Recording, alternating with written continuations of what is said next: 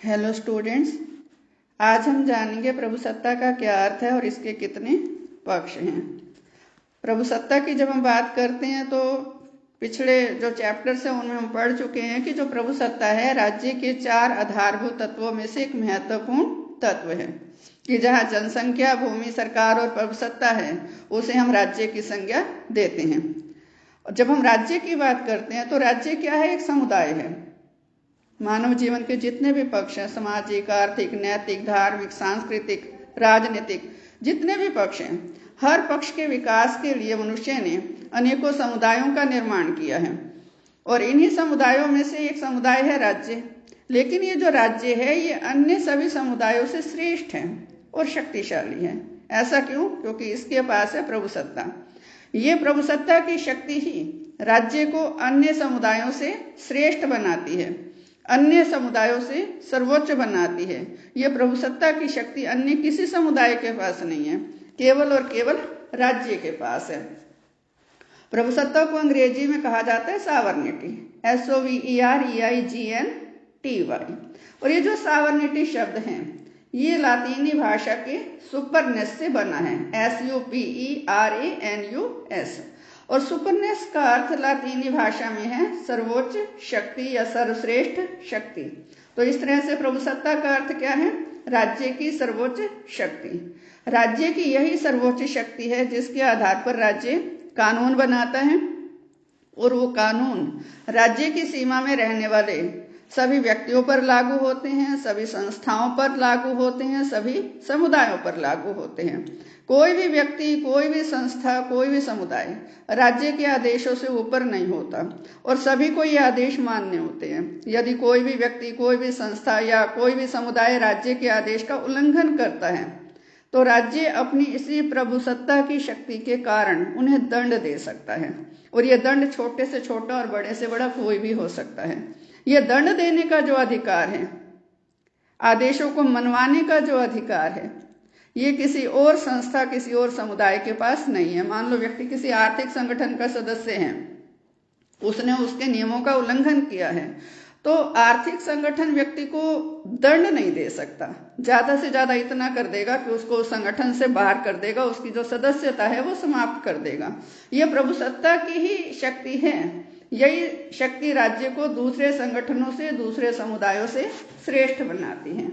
एक विद्वान हुए हैं बोदिन, वो कहते हैं कि प्रभुसत्ता राज्य के नागरिकों और प्रजा पर वह सर्वोच्च शक्ति है जो कानून द्वारा सीमित नहीं होती। माने ये शक्ति इतनी सर्वोच्च है कि इससे ऊपर कोई कानून नहीं है, इसको किसी भी तरीके से किसी भी अन्य शक्ति के द्वारा सीमित नहीं किया जा सकता। ये असीमित शक्ति है।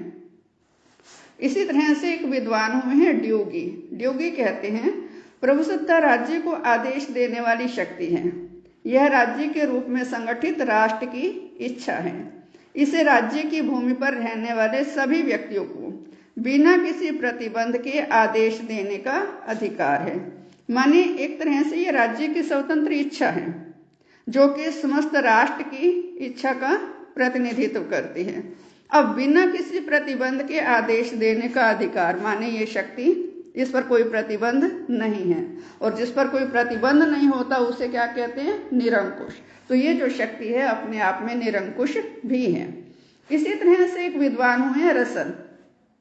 रसल कहते हैं प्रभुसत्ता राज्य में सर्वशक्तिमान और सर्वोच्च सत्ता है जो कानून या किसी अन्य वस्तु द्वारा सीमित नहीं है, क्योंकि यदि यह सीमित होगी तो ना तो वह सर्वशक्तिमान होगी और ना ही सर्वोच्च हो सकती है। माने इस पर कोई सीमा नहीं है, यह असीमित है। सर्वशक्तिमान भी है, सर्वोच्च भी है और असीमित भी है। इस तरह से जो प्रभुसत्ता है राज्य की शक्ति, ये निरंकुश है, सर्वोच्च है, असीमित है, सर्वव्यापक है, अविभाज्य है, इस पर कोई भी प्रतिबंध नहीं है। और इसके आधार पर ही राज्य आदेश जो भी देता है उन आदेशों का पालन राज्य की सीमा में रहने वाले सभी व्यक्तियों, समुदायों और संस्थाओं को करना होता है। तो इस तरह से जो प्रभुसत्ता है इसके 2 पक्ष हैं, एक है आंतरिक पक्ष और दूसरा है बाह्य पक्ष। फर्स्ट इसमें आ जाएगा आंतरिक प्रभुसत्ता।